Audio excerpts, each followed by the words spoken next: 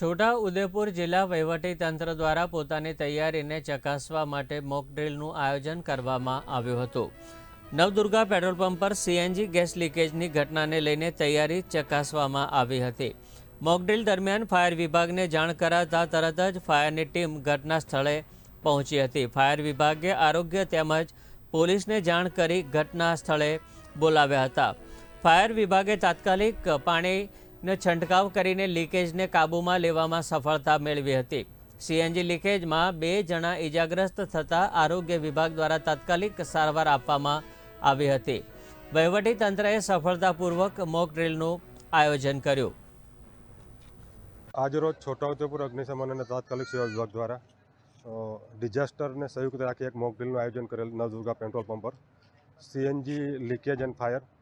તો પહેલાં આપણે ફર્સ્ટ ટર્નઆઉટ રિસ્પોન્સ કર્યું હતું, એના પછી સેકન્ડ ટર્નઆઉટ સાથે બરોડા હાઈવે નજીક હોવાથી છોટાઉદેપુર પોલીસને ટ્રાફિક માટે જાણ કરેલ, તો છોટાઉદેપુર પોલીસ ઘટના સ્થળે આવેલ, તેમજ આરોગ્ય વિભાગને જાણ કરેલ।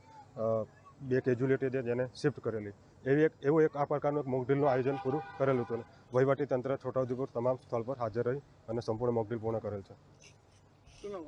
Manoj Dindor, incharge station fire officer.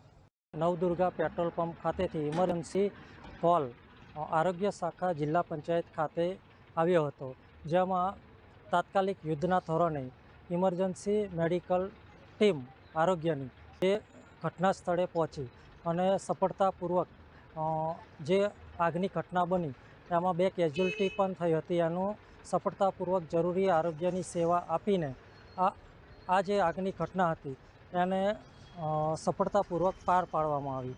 એ મુજબ અહીં ફાયર વિભાગની ટીમ તથા બીજી જરૂરી ઇમરજન્સી વિભાગની ટીમો હાજર રહી હતી।